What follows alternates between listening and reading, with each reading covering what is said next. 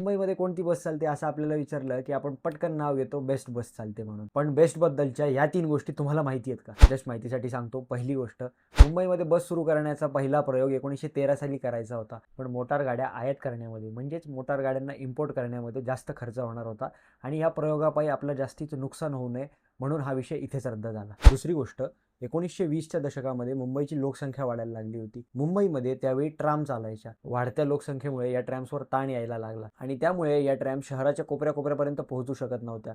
याच कारणामुळे पब्लिक ट्रान्सपोर्टची गरज वाढायला लागली आणि बेस्ट कंपनीने मोटार बस सुरू करण्याचा निर्णय घेतला. 15 जुलै 1926 साली आफ्रिकन चर्च ते क्रॉफोर्ड मार्केटपर्यंत ही पहिली बस धावली. तिसरी आणि सर्वात महत्त्वाची गोष्ट म्हणजे पुढे जाऊन ही बस इतकी लोकप्रिय झाली की कंपनीला फक्त एका वर्षामध्ये डबल डेकर बसची सुरुवात करावी लागली आणि म्हणूनच 1927 साली बेस्ट या कंपनीने डबल डेकर बस मुंबईच्या रस्त्यावर उतरवल्या. माहिती जर आवडली असेल तर नक्की लाईक करा, कमेंट करा आणि जस्ट माहितीसाठी तुमच्या मित्रांसोबत नक्की शेअर करा.